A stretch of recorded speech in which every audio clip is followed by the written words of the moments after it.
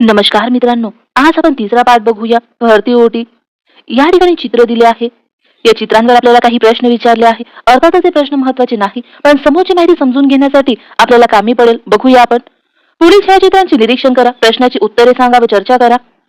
दिलेली दोन्ही छायाचित्रे एकाच ठिकाणची आहे की वेगवेगळ्या ठिकाणची आहे? दोन्ही छायाचित्रांमधील पाण्याबद्दलचे तुमचे निरीक्षण नोंदवा. अशा प्रकारच्या नैसर्गिक घटनेला काय म्हणतात? स्पष्टीकरण. वरील दोन्ही छायाचित्रे एकाच ठिकाणाहून घेतलेली आहे. समुद्रकिनारी काही काळ राहिल्यास तुम्हाला समुद्राचे पाणी कधी किनाऱ्याच्या खूप जवळ आल्याचे, तर काही वेळेस किनाऱ्यापासून आत दूरपर्यंत गेल्याचे दिसते. सागर जलाच्या या हालचालींना आपण भरती ओहोटी म्हणून ओळखतो. बघा, सागर जलाच्या हालचालींना आपण काय म्हणून ओळखतो? भरती ओहोटी म्हणून ओळखतो. सर्व समुद्र किनाऱ्यावर अशा प्रकारे भरती ओहोटी येत असते. भरती ओहोटी या नैसर्गिक घटना असून त्यामागचे शास्त्र आपण समजून घेऊया. भरती ओहोटी ही सागर जलाची दररोज आणि नियमितपणे होणारी हालचाल आहे. हे लक्षात घ्या. भरती ओहोटी ही सागर जलाची दररोज आणि नियमितपणे होणारी हालचाल आहे. सागरातील पाण्याच्या पातळीत ठराविक कालावधीने बदल होत असतो. दर 12 तास 25 मिनिटांनी भरती ओहोटीचे एक चक्र पूर्ण होते. बघा, भरती ओहोटीचे एक चक्र पूर्ण कधी होते? दर 12 तास 25 मिनिटांनी. पृथ्वीवरील जलावरणामध्ये सातत्याने घडणारी ही घटना वरवर पाहता सहज व स्वाभाविक वाटते, परंतु याचा थेट संबंध सूर्य, चंद्र व पृथ्वी यांचे गुरुत्वाकर्षण बल व केंद्रोत्सारी बल यांच्याशी असते. तुमच्या वहीवर तुमच्या वहीवर खडा किंवा खडू यासारख्या वस्तू ठेवा व वही जोरात डावीकडून उजवीकडे हलवा. या ठिकाणी काही कृती करायला सांगत आहे, ऐकून घ्या फक्त.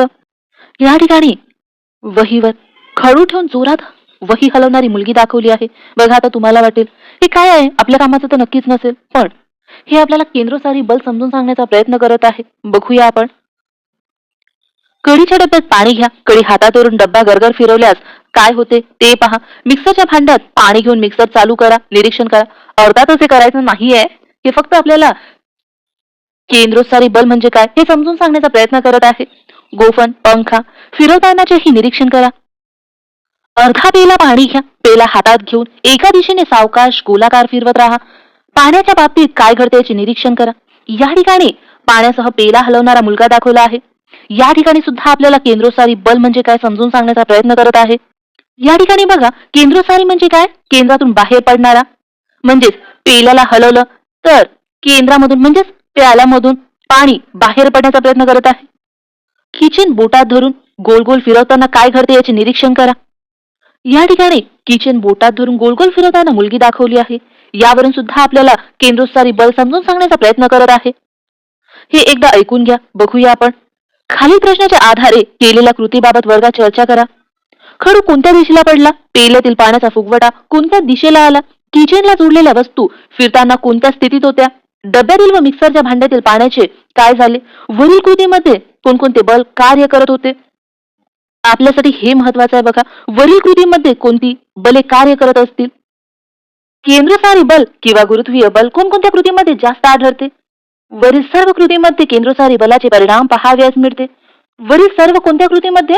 ही कृती पाण्यासह पेला हलवणारी आणि किचन बोटात धरून गोल गोल फिरवणारी मुलगी, या कृतीमध्ये केंद्रसारी बलाचे परिणाम पहावयास मिळते.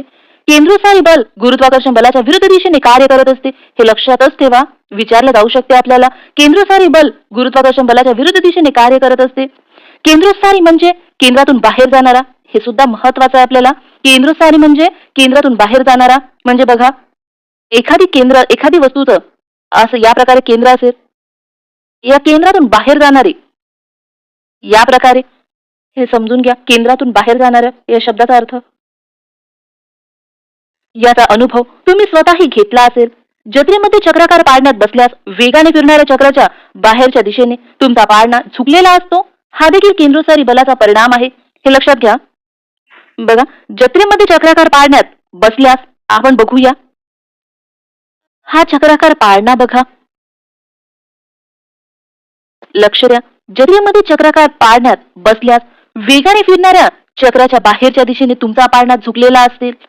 बघा, या ठिकाणी काय सांगत आहे? तुम्ही जत्रेमध्ये चक्राकार पाळण्यात बसल्यावर पाळण्याचा जो चक्र आहे त्या चक्राच्या बाहेरच्या दिशेने तुमचा पाळणा झुकलेला असेल, हे सांगत आहे. आपण एकदा पाळणा बघूया. हा चक्राकार फिरणारा पाळणा बघा. हे पाळण्याचं चक्र आणि या ठिकाणी मुलं बसले आहे तो पाळणा. आपण काय बघितलं होतं? ज्यावेळेस तुम्ही पाळण्यावर बसाल त्यावेळेस हा वेगाने फिरणारा जो चक्र आहे या चक्राच्या बाहेरच्या दिशेने तुमचा पाळणा या प्रकारे झुकलेला असेल बघा. हे कशाचा परिणाम आहे? केंद्रोत्सारी बलाचा परिणाम आहे. केंद्रोत्सारी बल म्हणजे काय? केंद्रातून बाहेर जाणारा. बघा, या केंद्रातून तुमचा पाळणा बाहेर जात आहे का? या प्रकारे बघा, केंद्रातून बाहेर जात आहे. हा केंद्रोत्सारी बलाचा परिणाम आहे, लक्षात राहू द्या. हे एकदा पुन्हा आपण वाचूया, म्हणजे नेहमीसाठी आपल्या लक्षात राहील. केंद्रोत्सारी म्हणजे केंद्रातून बाहेर जाणारा. आपण आताच पाळण्याचं उदाहरण बघितलं होतं, केंद्रातून कशा प्रकारे बाहेर जाते. पेल्यामधून पाणी बाहेर जाणे म्हणजे पेल्याच्या केंद्रामधून पाणी बाहेर जाण्याचा प्रयत्न करत आहे बघा. याचा अनुभव तुम्ही स्वतःही घेतला असेल. जत्रेमध्ये चक्राकार पाळण्यात बसल्यास वेगाने फिरणाऱ्या चक्राच्या बाहेरच्या दिशेने तुमचा पाळणा झुकलेला असतो. हा देखील केंद्रोत्सारी बलाचा परिणाम आहे. हे आपलं महत्वाचं नाही. केंद्रोत्सारी बल व गुरुत्वीय बल बघूया. आपल्यासाठी अतिशय महत्वाचं आहे, लक्ष देऊन बघा. परिवलनामुळे पृथ्वीला एक प्रकारचे बल किंवा प्रेरणा मिळते. बघा, आपण प्रेरणा विचार नाही करूया, फक्त बलच विचार करूया समजून घेण्यापर्यंत. परिवलन म्हणजे काय होते? तर पृथ्वी स्वतःभोवती फिरणे. पृथ्वी स्वतःभोवती फिरते, त्याला परिवलन म्हणतो आपण. बघा, पृथ्वी स्वतःभोवती फिरते, त्यामुळे पृथ्वीला एक प्रकारचे बल प्राप्त होते, शक्ती प्राप्त होते. बल म्हणजे शक्ती. बघा, पृथ्वी स्वतःभोवती फिरते, त्यामुळे पृथ्वीला एक प्रकारचे बल, एक प्रकारची शक्ती मिळते, आणि त्या शक्तीला आपण काय म्हणतो? केंद्रोत्सारी बल म्हणतो. हे लक्षातच राहू द्या. बघा, आणखी एकदा समजून घ्या. केंद्रोत्सारी बल म्हणजे काय? तर पृथ्वी स्वतःभोवती फिरते, त्या फिरण्यामुळे पृथ्वीला एक प्रकारची शक्ती, एक प्रकारचं बल प्राप्त होते. त्या बलाला आपण केंद्रोत्सारी बल म्हणतो. हे लक्षात घ्या. केंद्रोत्सारी बलाचं कार्य बघूया. बघा, प्रेरणा, बल, शक्ती या शब्दांचा एकच अर्थ निघते. म्हणून कुठे प्रेरणा दिलं असेल, कुठे बल दिलं असेल तर कन्फ्यूज होऊ नका. बघूया आपण केंद्रोत्सारी बलाचं कार्य. ही प्रेरणा म्हणजेच केंद्रोत्सारी प्रेरणा पृथ्वीच्या केंद्रापासून विरुद्ध दिशेने कार्य करते. अतिशय महत्वाचं, लक्षातच ठेवा. केंद्रोत्सारी प्रेरणा पृथ्वीच्या केंद्रापासून विरुद्ध दिशेने कार्य करते. या आकृतीमध्ये बघा, हे पृथ्वीचं केंद्र आहे आणि केंद्रोत्सारी प्रेरणा कशा प्रकारे कार्य करते? या प्रकारे केंद्रातून बाहेर जाण्याचं आपण पाळणा बघितलं होतं, पाळण्याचं उदाहरण. त्या प्रकारे केंद्रापासून बाहेर जाणे आपण आणखी एकदा वाचून घेऊया. हे परिवलनामुळे पृथ्वीला एक प्रकारचे बल किंवा प्रेरणा मिळते.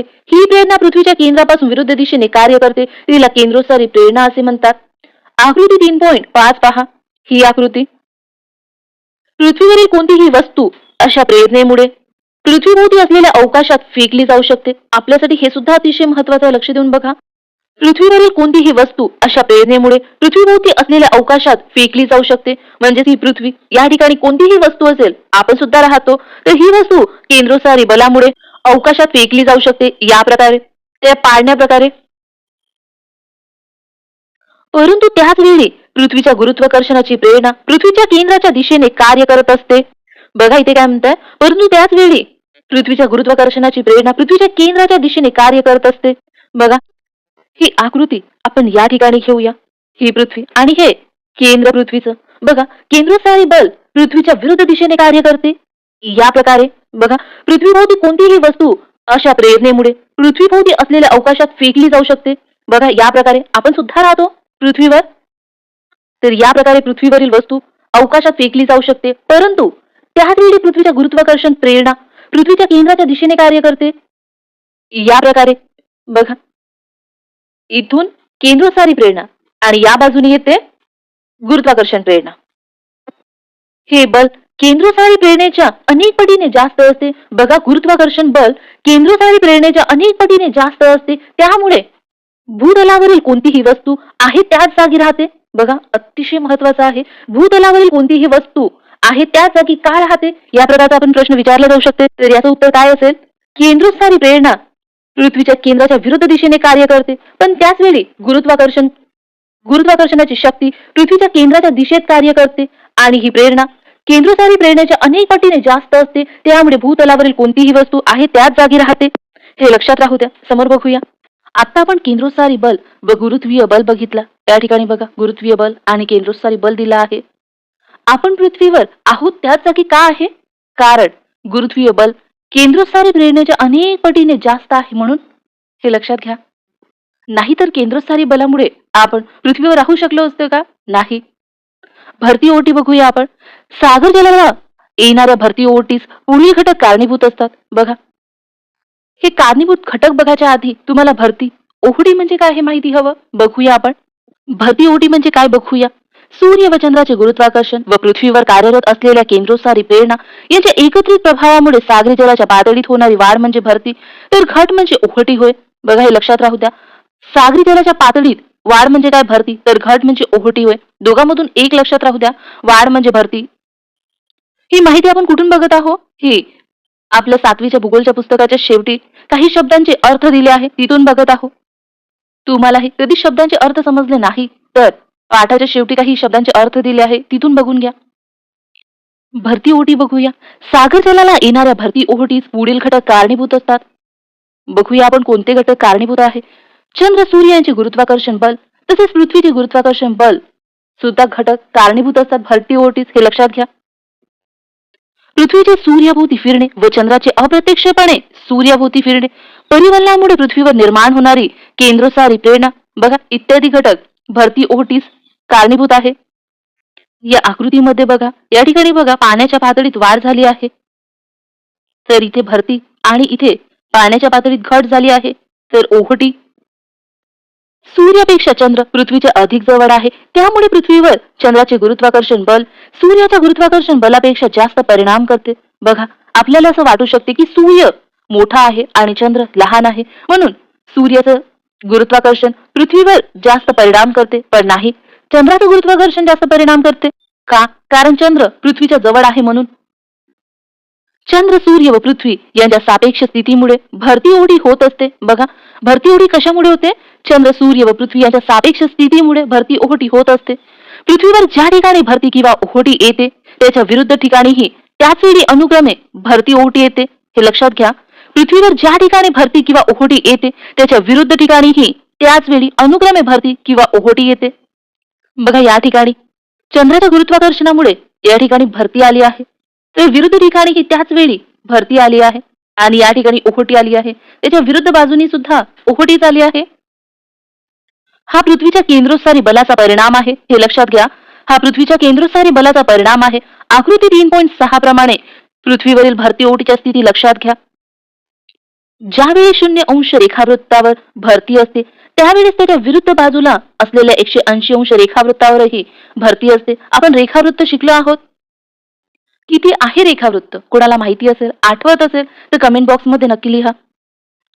त्याच वेळी या रेखावृत्तांना काटकोन स्थितीत ओहोटी असते. जर भरती 0 अंश व 180 रेखावृत्तावर असेल तर ओहोटी कोणकोणत्या रेखावृत्तावर असेल? बघा, 180 चे अर्धे किती? कोणाला या प्रश्नाचं उत्तर समजलं असेल तर कमेंट बॉक्समध्ये नक्की सांगा. पृथ्वीपासून दूर अवकाशात जाण्यासाठी मोठे अग्निबाण वापरावे लागतात. ते कोणत्या बलाच्या विरोधात कार्य करतात? बघा, आपल्याला पृथ्वीवरून बाहेर जाण्यासाठी केंद्रोसारी बल कार्यरत असते, तर पृथ्वीकडे कोणतं बल कार्यरत असते? गुरुत्वाकर्षण बल पृथ्वीच्या दिशेत कार्यरत राहते. भरती ओहोटीचे प्रकार बघूया. ज्याप्रमाणे रोजच्या रोज भरतीच्या वेळा बदलतात त्याचप्रमाणे भरतीची कक्षा देखील कमी अधिक होत असते. सर्वसाधारणपणे अमावस्येला व पौर्णिमेला ती सर्वात मोठी असते, तर अष्टमीच्या दिवशी ती नेहमी लहान असते. या भरती ओहोटीचे अनुक्रमे उधाणाची व भांगाची असे 2 मुख्य प्रकार होते. उधाणाची भरती ओहोटी बघूया. चंद्र व सूर्य यांच्या भरती निर्माण करणाऱ्या प्रेरणा अमावस्या व पौर्णिमेला एकाच दिशेत कार्य करत असते, त्यामुळे गुरुत्वाकर्षण बल वाढते आणि त्या दिवशी उधाणाची भरती येते, जी सरासरीपेक्षा फारच मोठी असते, हे लक्षात घ्या. जी सरासरीपेक्षा फारच मोठी असते. आकृती 3.7 पहा. भरतीच्या ठिकाणी पाण्याचा अधिक फुगवटा झाल्यामुळे ओहोटीच्या ठिकाणी पाणी अधिक खोलपर्यंत ओसरते, ही उधाणाची ओहोटी असते. बघा, हे एकदा बघूया आपण. चंद्र व सूर्य यांच्या भरती निर्माण करणाऱ्या प्रेरणा अमावस्या व पौर्णिमेला एकाच दिशेत कार्य करतात, त्यामुळे गुरुत्वाकर्षण बल वाढते. हे बघूया आपण आकृतीमध्ये. पौर्णिमा या अमावस्येला चंद्र आणि सूर्य एका सरळ रेषेमध्ये आले आहे, आणि यांची शक्ती कशी झाली आहे? जास्त झाली आहे. या शक्तीमुळे या ठिकाणचं पाणी स्वतःकडे खेचून घेतलं आहे, आणि या ठिकाणी भरती आली आहे, उधाणाची भरती. चंद्र व सूर्य यांच्या भरती निर्माण करणाऱ्या प्रेरणा अमावस्या व पौर्णिमेला एकाच दिशेत कार्य करत असतात, त्यामुळे गुरुत्वाकर्षण बल वाढते आणि त्या दिवशी उधाणाची भरती येते, जी सरासरीपेक्षा फारच मोठी असते. आकृती 3.7 मध्ये आत्ताच बघितलं आपण. भरतीच्या ठिकाणी पाण्याचा अधिक फुगवटा झाल्यामुळे ओहोटीच्या ठिकाणी पाणी अधिक खोलपर्यंत ओसरते, ही उधाणाची ओहोटी असते. भागाची भरती ओहोटी बघूया. चंद्र पृथ्वीभोवती फिरताना महिन्यातून 2 वेळा तो पृथ्वी व सूर्याच्या संदर्भात काटकोन स्थिती देते, बघूया आपण. बघा या आकृतीमध्ये सूर्य, पृथ्वी व चंद्र काटकोन स्थितीत आले आहे. चंद्र पृथ्वीभोवती फिरताना महिन्यातून 2 वेळा तो पृथ्वी व सूर्याच्या संदर्भात काटकोन स्थितीत येतो. ही स्थिती प्रत्येक महिन्याच्या शुक्ल व कृष्ण पक्षातील अष्टमीला येते. बघा हे लक्षात घ्या. कोणत्या स्थितीला येते? प्रत्येक महिन्याच्या शुक्ल व कृष्ण पक्षातील अष्टमीला येते. या 2 दिवशी भरती निर्माण करणारा चंद्र आणि सूर्य यांच्या प्रेरणा पृथ्वीवर काटकोन स्थितीत कार्य करतात. आकृती 3.8 पहा. सूर्यामुळे ज्या ठिकाणी भरती निर्माण होते तेथील पाण्यावर काटकोनात असलेल्या चंद्राच्या गुरुत्वाकर्षण बलाचाही परिणाम दिसून येते. हे बघूया. आकृती 3.8 मध्ये आपण सूर्यामुळे भरती वाचलं होतं, पण या ठिकाणी ओहोटी दिला आहे. आपण हे समजून घेऊया. बघा, ज्यावेळेस चंद्र, पृथ्वी आणि सूर्य काटकोन स्थितीत असते तेव्हा चंद्र पृथ्वीच्या खूप जवळ आहे सूर्याच्या माड्यानं. त्यामुळे चंद्राचं गुरुत्वाकर्षण जास्त आहे आणि या ठिकाणी भरती आली आहे. तर काटकोनात काय असेल? ओहोटी असेल. हे आपण वाचलं होतं. सूर्यामुळे ज्या ठिकाणी भरती निर्माण होते तेथील पाण्यावर काटकोनात असलेल्या चंद्राच्या गुरुत्वाकर्षण बलाचाही परिणाम दिसून येतो. त्यामुळे निर्माण झालेल्या भरतीच्या पाण्याची पातळी नेहमीपेक्षा कमी चढते व नेहमीच्या ओहोटीपेक्षा कमी उतरते. कारण चंद्र व सूर्य यांचे आकर्षण एक दुसऱ्यास पूरक न होता परस्पर काटकोनात असते. हे लक्षात घ्या. कारण चंद्र व सूर्य यांचे आकर्षण एक दुसऱ्याच्या पूरक न होता परस्पर काटकोनात असते. ही भांगाची भरती ओहोटी होय. भांगाची भरती सरासरीपेक्षा लहान असते तर ओहोटी सरासरी ओहोटीपेक्षा मोठी असते. बघा, भांगाची भरती ओहोटी ही पातळी आहे समजा आणि 1, 2, 3, 4 यापर्यंत भांगाची भरती ओहोटी असते. का? कारण या आकृतीमध्ये बघा, काटकोन स्थितीत असेल तेव्हा सूर्य या ठिकाणाहून आपलं गुरुत्वाकर्षण बल वापरेल पाणी आपल्याकडे खेचून घेण्यासाठी आणि चंद्र आपल्याकडे गुरुत्वाकर्षण बल वापरेल पाणी खेचून घेण्यासाठी. त्यामुळे या ठिकाणी भांगाची भरती सरासरी पेक्षा लहान असते आणि ओहोटी सरासरी ओहोटीपेक्षा मोठी असेल. ही आकृती बघा, उधाणाच्या भरती ओहोटीची आकृती आहे. या ठिकाणी सूर्य, चंद्र आणि पृथ्वी एका सरळ रेषेमध्ये आले आहे. त्यामुळे चंद्र आणि सूर्याचं गुरुत्वाकर्षण वाढलं आहे आणि हे गुरुत्वाकर्षण या ठिकाणी काम करत आहे. पृथ्वीवरती या ठिकाणचं पाणी स्वतःकडे खेचून घेत आहे. त्यामुळे या ठिकाणी सर्वात मोठी भरती येत आहे. का? कारण यांचं दोघांचं गुरुत्वाकर्षण इथं काम करत आहे म्हणून. पातळी बघा किती वाढली आहे. आता आपण भांगाची भरती ओहोटी बघूया. ही आकृती बघा, भांगाच्या भरती ओहोटीची आहे. या ठिकाणी चंद्र, पृथ्वी आणि सूर्य एका काटकोन स्थितीत आले आहे. सूर्याने आपलं गुरुत्वाकर्षण बल वापरलं आहे तर चंद्राने आपलं गुरुत्वाकर्षण बल वापरलं आहे. पण या ठिकाणी भरती आली आहे म्हणजेच काय? चंद्राचं गुरुत्वाकर्षण बल जास्त आहे. त्यामुळे या ठिकाणी जास्त पाणी खेचून घेतलं आहे आणि या ठिकाणी भरती आली आहे. पण हे कसं शक्य आहे?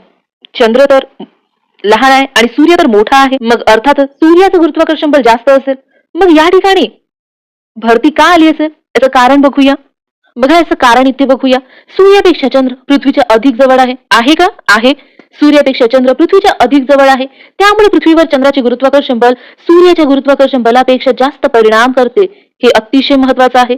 त्या ठिकाणी भरती का आली होती? कारण पृथ्वीवर चंद्राचे गुरुत्वाकर्षण बल सूर्याच्या गुरुत्वाकर्षण बलापेक्षा जास्त परिणाम करते म्हणून. बघा, चंद्र पृथ्वीच्या जवळ आहे म्हणून चंद्राचं गुरुत्वाकर्षण जास्त काम करते, जास्त परिणाम करते. त्यामुळे या ठिकाणी भरती आली आहे. हे लक्षात घ्या. या ठिकाणी आणखी एक प्रश्न राहतो.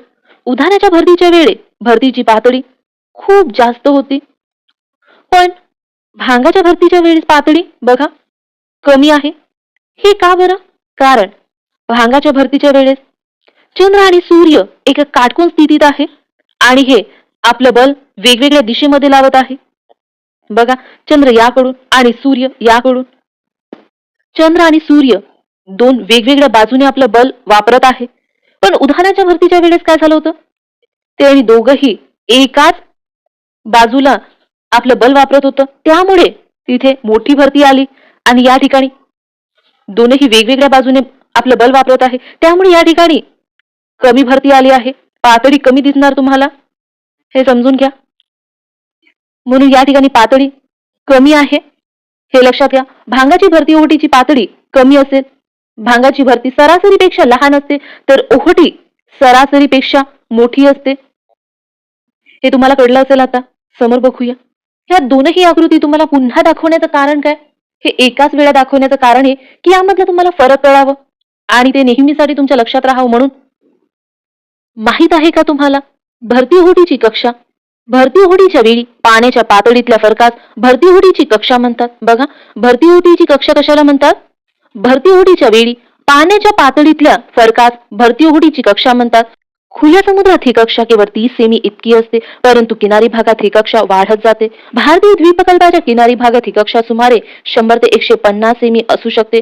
जगभरातील सर्वाधिक कक्षा फंडीच्या उपसागरात आहे. ही कक्षा 16 सेमी पर्यंत असते. भारतातील सर्वात मोठी भरती ओहोटीची कक्षा खंबातचे आखात येथे आहे. ही सुमारे 1100 सेमी आहे. भरती ओहोटीचे परिणाम बघूया. लक्षात राहू द्या, आपल्याला विचारले जाऊ शकते. भरतीच्या पाण्याबरोबर मासे खाडीत येतात, त्याचा फायदा मासेमारीसाठी होतो. भरती ओहोटीमुळे पाण्यातील कचऱ्याचा निचरा होतो व समुद्र किनारा स्वच्छ राहतो. आपल्यासाठी हे महत्वाचं आहे, समुद्र किनारा स्वच्छ राहतो, कारण समुद्र किनाऱ्यावर कचऱ्याची समस्या निर्माण होत आहे. त्यामुळे आपल्याला या प्रकारची माहिती विचारल्या जाऊ शकते. लक्षात घ्या. बंदरे गाळाने भरत नाही. भरतीच्या वेळेस जहाजे बंदरात आणता येतात, हे सुद्धा लक्षात घ्या. भरतीचे पाणी मिठाग्रास साठवून त्या पाण्यापासून मीठ तयार केले जाते. बघा, हे सुद्धा लक्षात घ्या. भरती ओहोटीच्या क्रियेमुळे वीज निर्माण करता येते. आपल्यासाठी हे महत्वाचं आहे. भरती ओहोटीच्या क्रियेमुळे वीज निर्माण करता येते. भरती ओहोटीच्या वेळेचा अंदाज नीट न आल्यास समुद्रात पोहण्यास गेलेल्या व्यक्तींना अपघात होऊ शकते. बघा, या प्रकारचे नुकसानही आपल्या लक्षात राहिले पाहिजे. भरती ओहोटीमुळे तीव्र वने, किनारी भागातील जैवविविधता इत्यादीचा विकास व जतन होतो. ही भरती ओहोटीचे परिणाम आपल्यासाठी महत्वाचे आहे. आपल्याला एक्झाम मध्ये विचारल्या जाऊ शकते, म्हणून लक्षात घ्या. समुद्र किनारी भागातील लोकांना याबद्दल माहिती असते, पण किनाऱ्यापासून दूरवर राहणाऱ्या लोकांना याबद्दल तेवढी माहिती राहत नाही. म्हणून हे तुम्ही 1-2दा वाचा, म्हणजे तुम्हाला नेहमीसाठी लक्षात राहील. आता आपण भरतीची वेळ रोजच्या रोज बदलते याबद्दल माहिती बघूया. भरती ओहोटीची प्रक्रिया सातत्याने घडत असते. भरतीची कमाल मर्यादा गाठल्यानंतर ओहोटीची सुरुवात होते, हे लक्षात घ्या. भरतीची कमाल मर्यादा गाठल्यानंतर ओहोटीची सुरुवात होते, तसेच पूर्ण ओहोटी झाल्यानंतर भरतीची सुरुवात होते. पुढील विवेचनात वेळ सांगताना कमाल मर्यादेची वेळ सांगितली आहे, हे लक्षात घ्या. आकृती 3.9 पहा. भरतीची वेळ दररोज का बदलते हे तुमच्या लक्षात येईल. ही आकृती 3.9 भरतीची वेळ रोजच्या रोज का बदलते. या आकृतीमध्ये काही माहिती दिली आहे बघा. इथे चंद्र 1, चंद्र 2 आणि चंद्र 3 या ठिकाणी पृथ्वीची गती दिली आहे बघा. 1 डिग्रीला किती? 4 मिनिटे आणि 12 डिग्री 30 मिनिटाला किती? 50 मिनिटे. या आकृतीवरून आपल्याला समजणार नाही. या आकृतीच्या खाली या आकृतीबद्दल माहिती दिली आहे, ते बघूया आपण. त्यामुळे आपल्याला ही आकृती समजायला येईल. आकृतीमध्ये पृथ्वीवरील क हा बिंदू चंद्रासमोर असल्याने तेथे भरती येईल. बघा, हा क हा बिंदू चंद्रासमोर असल्याने या ठिकाणी भरती येईल. पृथ्वीवरील क हा बिंदू चंद्रासमोर असल्याने तेथे भरती येईल. ड हा बिंदू पृथ्वीवर क या बिंदूच्या प्रतिबाधी स्थानावर असल्याने तेथे देखील त्याच वेळी भरती येईल. आपण बघितलं होतं, विरुद्ध बाजूला सुद्धा भरतीच येईल. क हा बिंदू ड या ठिकाणी 12 तासानंतर येईल. बघा, हे लक्षात घ्या. हा क बिंदू या ड या ठिकाणी जाण्यासाठी किती वेळ लागेल? 12 तास. हेच दिलं आहे इथे. क हा बिंदू ड या ठिकाणी 12 तासानंतर येईल. 12 तासानंतर. आता गणिताची भाषा समजा. 12 तासानंतर म्हणजे काय? 12 तास पूर्ण झाल्यानंतर. म्हणजे इथे काहीतरी 1 मिनिट किंवा 2 मिनिट कितीही असू शकते, पण 12 नंतर येईल, हे लक्षात घ्या. या ठिकाणी आणखी एक प्रश्न बनू शकतो. क हा बिंदू ड या ठिकाणी जाण्यासाठी 12 तास का लागते? कारण बघा, पृथ्वी एक फेरी स्वतःभोवती पूर्ण करण्यासाठी किती वेळ लागते? 24 तास लागते. आणि आपल्याला इथे अर्धाच भाग पूर्ण करण्यासाठी किती लागेल मग? 24 चे हाफ 12. हे कळलं असेल 12च का लागत आहे. आता हे कळलं असेल. क हा बिंदू ड या ठिकाणी 12 तासानंतर येईल. 180 डिग्री. हे काय आहे 180 डिग्री? तर बघा, पृथ्वीवर किती रेखावृत्त आहे? 360 रेखावृत्त आहे. आणि 360 रेखावृत्त फिरण्यासाठी किती वेळ लागतो? 360 रेखावृत्त फिरण्यासाठी 24 तास लागतो. आणि 360 चे अर्धे किती? 180. तर वेळ किती लागेल? 12 तास लागेल. हेच दिलं आहे 12 तास. म्हणजेच काय? 180 फिरण्यासाठी 12 तास लागेल. समोरचं बघूया.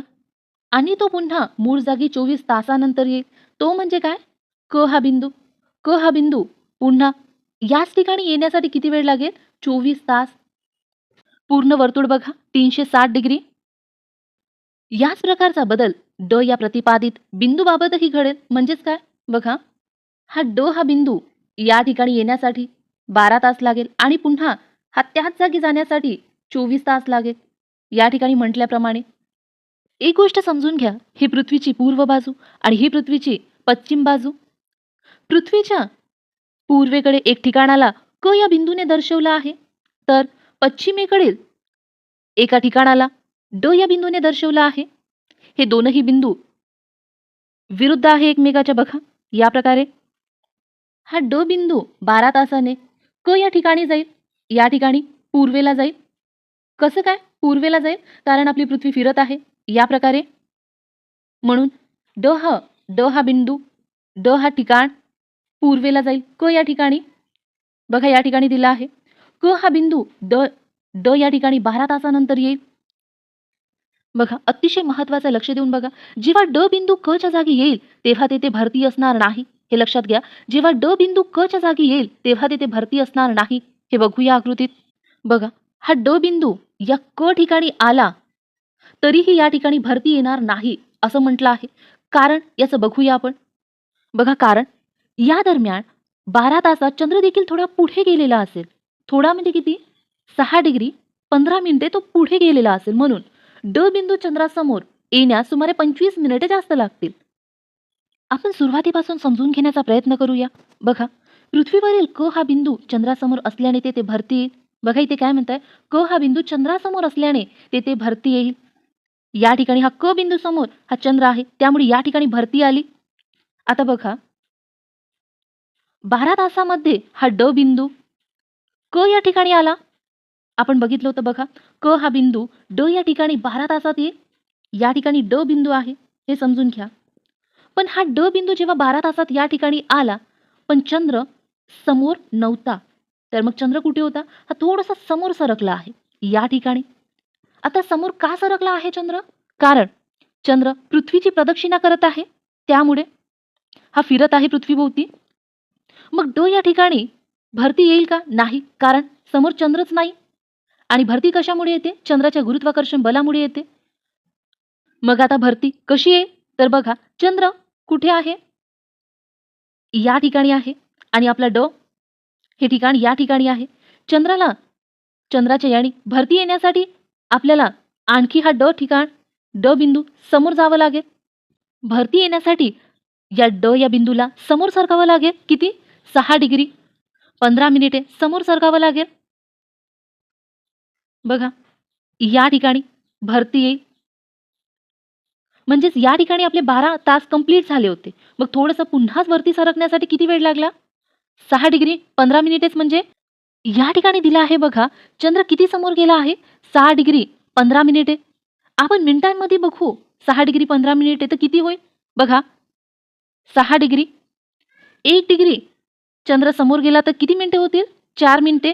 म्हणजेच 6 गुणिला 4 किती येईल? 24. आणि हे डिग्री मधलं मिनिटे आहे, तर याचा 1 मिनिट होते.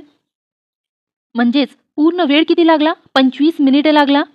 हे 6 डिग्री 15 मिनिटे समोर जाण्यासाठी. बघा हा ड हा बिंदू क पर्यंत येण्यासाठी किती वेळ लागला? 12 तास. आणि आणखी समोर जाण्यासाठी बघा या ठिकाणी किती वेळ लागला? 25 मिनिटे. आत्ताच आपण बघितलं होतं. या ठिकाणचा ड बिंदू जेव्हा 25 मिनिटे आणखी समोर गेला तेव्हा या ठिकाणी भरती आली, कारण चंद्र समोर होता. आता कळलं असेल तुम्हाला 12 तास 25 मिनिटे काय आहे हे. याबद्दलची माहिती बघूया आणखी आपण. 12 तास 25 मिनिटाबद्दल आणखी माहिती घेण्यासाठी आपल्याला पुन्हा एकदा हे वाचावं लागेल. जेव्हा डी बिंदू क च्या जागी येईल तेव्हा तेथे भरती असणार नाही.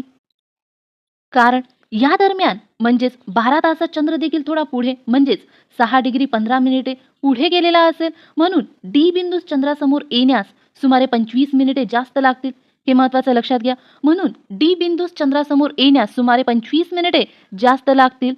12 तास 25 मिनिटानंतर ड हा बिंदू चंद्रासमोर आल्याने बघा आपण बघितलं होतं हे 12 तास 25 मिनिटानंतर ड हा बिंदू चंद्रासमोर आल्याने तेथे भरती येईल व त्याच वेळी क या ड च्या विरुद्ध बिंदूवर भरती येईल. हे बघूया आपण. हा ड बिंदू 12 तासांनी या क बिंदू जवळ असेल आणि 25 मिनिटांनी आणखी थोडासा समोर गेलेला असेल या ठिकाणी. बघा हा क बिंदू मग 12 तासांनी कुठे असेल? या ठिकाणी असेल ड बिंदू जवळ. आणि 25 मिनिटांनी कुठे असेल, आणखी थोडासा समोर असेल या ठिकाणी बघा D1 हे समजून घ्या. जेव्हा या ठिकाणी भरती येईल बघा, या ठिकाणी भरती येईल त्याच्या विरुद्ध बाजूलाही कसं येईल, काय येईल, भरतीच येईल विरुद्ध बाजूला सुद्धा. हेच बघितलं होतं आपण. 12 तास 25 मिनिटानंतर ड हा बिंदू चंद्रासमोर आल्याने तेथे भरती येईल व त्याच वेळी क या ड च्या विरुद्ध बिंदूवर भरती येईल. आपण आताच बघितलं हे. क या ड च्या विरुद्ध बिंदूवर भरती येईल. त्यानंतर पुन्हा सुमारे 12 तास 25 मिनिटांनी क एक बिंदू चंद्रासमोर येऊन दुसऱ्या वेळी भरती अनुभवेल. त्याच वेळी ड ए या ठिकाणी ही भरती असेल. किनारी भागात दिवसातून 24 तासात साधारणतः 2 वेळा भरती व ओहोटी येते, हे लक्षात राहू द्या. किनारी भागात दिवसातून 24 तासात साधारणतः 2 वेळा भरती व ओहोटी येते. दोन भरतीच्या वेळेतील फरक सुमारे 12 तास 25 मिनिटाचा असतो. हे आपण आत्ताच बघितलं आहे, लक्षात घ्या. दोन भरतीच्या वेळेतील फरक सुमारे 12 तास 25 मिनिटांचा असतो. आपल्याला हे विचारले जाऊ शकते, लक्षात घ्या. या ठिकाणी एक कृती दिली आहे, बघूया आपण. तुम्ही फक्त ऐका. पसरट आकाराचे एक मोठे भांडे घ्या. हे भांडे सपाट जमिनीवर किंवा टेबलावर ठेवा. भांडे साधारणपणे भरेल एवढे पाणी त्यात घाला. या भांड्यातील पाण्यात लाटा निर्माण करायच्या आहे. भांड्याला स्पर्श न करता किंवा धक्का न लावता लाटा निर्माण करता येईल का, तसा प्रयत्न करा. तुम्ही कोणकोणत्या प्रकारे लाटा निर्माण करू शकाल. या ठिकाणी आपल्याला लाटाबद्दल माहिती सांगत आहे, बघूया आपण. लाटा गरम चहा किंवा दूध पिताना त्यावर फुंकर मारली की तुम्हाला त्यावर लहरी येताना दिसतात. अशाच प्रकारे वाऱ्याकडून मिळणाऱ्या शक्तीने पाणी गतिमान होते. वाऱ्यामुळे सागर जल ढकलले जाते व पाण्यावर तरंग निर्माण होतात, त्यांना लाटा म्हणतात. बघा, लाटा कशाला म्हणतात, वाऱ्यामुळे सागर जल ढकलले जाते व पाण्यावर तरंग निर्माण होतात, त्यांना लाटा म्हणतात. हे लक्षात घ्या. लाटांमुळे सागराचे पाणी वर खाली व क्वचित मागे पुढे होते. या लाटा त्यांच्या सामावलेली ऊर्जा किनाऱ्यापर्यंत घेऊन येतात व त्या उथळ किनारी भागात येऊन फुटतात. सागराच्या पृष्ठभागावर लहान मोठ्या लाटा सतत निर्माण होत असतात. लाटांची निर्मिती ही सुद्धा एक नैसर्गिक व नियमित होणारी घटना आहे. आकृती 3.10 बघा. ही आकृती बघा 3.10. किनाऱ्याकडे येणाऱ्या लाटा दाखवल्या आहे या आकृतीमध्ये. लाटेची रचना बघूया. वाऱ्यामुळे सागरी जल उचलले जाते व त्याच्या समोर खोलगट भाग तयार होतो. बघा, वाऱ्यामुळे सागरी जल उचलले जाते. बघा, या ठिकाणी या प्रकारे वाऱ्यामुळे सागरी जल उचलले जाते व त्याच्या समोर खोलगट असा भाग तयार होतो. बघा, या ठिकाणी खोलगट भाग तयार झाला आहे. वाऱ्यामुळे सागरी जल उचलले जाते व त्याच्या समोर खोलगट भाग तयार होतो. लाटेच्या या उंच भागाला शीर्ष, बघा, लाटेच्या या उंच भागाला काय म्हणते, शीर्ष म्हणते व खोलगट भागाला द्रोणी म्हणतात. बघा, या ठिकाणी दिला आहे द्रोणी. खोलगट भागाला द्रोणी म्हणतात. वेगवान वारा एकाच दिशेने वाहत असल्यास मोठ्या लाटांची निर्मिती होते. बघा, मोठ्या लाटांची निर्मिती कशी होते, वेगवान वारा एकाच दिशेने वाहत असल्यास मोठ्या लाटांची निर्मिती होते. शीर्ष आणि द्रोणी यांच्यामधील उभे अंतर ही लाटेची उंची असते. बघा, हे शीर्ष आणि हे द्रोणी यांच्यामधील उभे अंतर हे लाटेची उंची असते. या ठिकाणी दिला आहे बघा, लाटेची उंची. शीर्ष आणि द्रोणी यांच्यामधील उभे अंतर ही लाटेची उंची असते. तर दोन शीर्षादरम्यानची किंवा द्रोणी दरम्यानचे अंतर ही लाटेची लांबी असते. हे लक्षात घ्या. या ठिकाणी बघा, दोन शीर्षादरम्यानचे अंतर लाटेची लांबी आणि दोन द्रोणी दरम्यानचे अंतर सुद्धा लाटेची लांबीच असते. या ठिकाणी दिला आहे. लाटेची लांबी, उंची व लाटेचा वेग हे वाऱ्याच्या वेगावर अवलंबून असतात. हे लक्षात घ्या. लाटांची गती बघूया. सागरी किनाऱ्यालगत उभे राहून पाहिल्यास लाटा किनाऱ्याकडे येताना दिसतात. एखादी तरंगणारी वस्तू जर समुद्रात लांबवर टाकली तर ती वस्तू लाटेबरोबर तेथेच वर खाली होत राहते, ती किनाऱ्याकडे येत नाही. याचा अर्थ लाटेतील पाणी पुढे येत नाही, म्हणजेच लाटेच्या पाण्याचे वहन न होता पाण्यातील ऊर्जेचे वहन होते. हे लक्षात घ्या. लाटेच्या निर्मितीचे मुख्य कारण वारा हे आहे. हे लक्षात घ्या. लाटेच्या निर्मितीचे मुख्य कारण काय आहे, वारा हे आहे. पण काही वेळा सागर तळाशी होणारे भूकंप व ज्वालामुखीमुळे देखील लाटा निर्माण होतात. उथळ किनारी भागात अशा लाटांची उंची प्रचंड असते, त्या अत्यंत विध्वंसक असते, त्यामुळे मोठ्या प्रमाणावर जीवित व वित्त हानी होते. अशा लाटांना सुनामी असे म्हणतात. हे लक्षात राहू द्या. यावर आपल्याला प्रश्न विचारले आहे. 2004 मध्ये सुमात्रा या इंडोनेशियातील बेटाजवळ झालेल्या भूकंपामुळे प्रचंड सुनामी लाटा निर्माण झाल्या होत्या. त्याचा तडाखा भारताचा पूर्व किनारा व श्रीलंका या देशालाही बसला होता. लाटांमुळे समुद्रात घुसलेल्या भूभागांची झीज होते, तर उपसागरासारख्या सुरक्षित भागात वाळूचे संचयन होऊन पुळण निर्माण होते. हे लक्षात घ्या. लाटांमुळे काय काय होऊ शकते, तर लाटांमुळे समुद्रात घुसलेल्या भूभागांची झीज होते, तर उपसागरासारख्या सुरक्षित भागात वाळूचे संचयन होऊन पुळण निर्माण होते. हे नेहमी लक्षात ठेवा. सागर सानिध्य असलेल्या प्रदेशात भूकंप झाल्यास किनारी भागात सुनामीचा धोका निर्माण होतो. अशा वेळी किनारी भागापासून दूर जाणे किंवा समुद्र किनाऱ्यापासून उंचावर जाण्याची काळजी घ्यावी. त्यामुळे जीवितहानी टाळता येते. मी आणखी कोठे आहे म्हणजेच काय? तर आपण या पाठामध्ये जी माहिती बघत आहोत ती माहिती आणखी कोठे आहे? तर बघा, 6वीच्या सामान्य विज्ञानच्या पुस्तकातील ऊर्जा साधने या पाठामध्ये आहे. 9वीच्या भूगोलच्या पुस्तकातील अंतर्गत हालचाली या पाठामध्ये आहे आणि सामान्य विज्ञानाच्या 6वीच्या पुस्तकामधील ऊर्जेची रूपे या पाठामध्ये आहे. समोर बघूया. माहीत आहे का तुम्हाला? या ठिकाणी काही माहिती दिली आहे. बघूया आपण. सागर किनारी फिरताना किंवा पाण्यात खेळताना आपण भरती ओहोटीच्या वेळेची पुरेशी काळजी घेतली पाहिजे, अन्यथा गंभीर दुर्घटना घडू शकतात. त्यासाठी आपल्याला भरती ओहोटीच्या वेळा माहीत असणे गरजेचे आहे. या वेळा माहीत करून घेण्यासाठी तुम्हाला त्या त्या दिवसाची तिथी माहीत असणे आवश्यक आहे. तिथीच्या पाऊणपट केले की ती पूर्ण भरती असण्याची वेळ असते, हे लक्षात घ्या. तिथीच्या पाऊणपट केले की ती पूर्ण भरती असण्याची वेळ असते. उदाहरणार्थ उदाहरणार्थ तुम्ही सागर किनारी चतुर्थी या तिथीच्या दिवशी आहात. चतुर्थी म्हणजे चौथा दिवस. त्याच्या पाऊणपट म्हणजे 3. याचाच अर्थ त्या दिवशी दुपारी 3 वाजता व पहाटे 3 वाजता पूर्ण भरती असेल आणि त्याच्या साधारण 6 तास पुढे म्हणजेच रात्री 9 व सकाळी 9 वाजता पूर्ण ओहोटी असेल. स्थल कालानुसार यात थोडाफार बदल होऊ शकतो. भरती ओहोटी बरोबरच एखाद्या ठिकाणची सागरी किनाऱ्याची रचना, उतार, खडकाळ भाग, किनाऱ्याजवळील प्रवाह यांचा विचार करून व स्थानिकाशी चर्चा करून मगच समुद्रात खेळण्याचा आनंद घेतला पाहिजे. अष्टमीच्या दिवशी येणाऱ्या भरती ओहोटीच्या वेळा सांगा. या ठिकाणी तुम्हाला प्रश्न विचारला आहे. ही माहिती समजली असेल तर या प्रश्नाचं उत्तर कमेंट बॉक्समध्ये टाका. या ठिकाणी आपला हा पाठ संपतो. बघा, या ठिकाणी जोड्या लावून साखळी बनवायला सांगितली आहे. लाटा दिल्या आहे. लाटा कशामुळे निर्माण होते?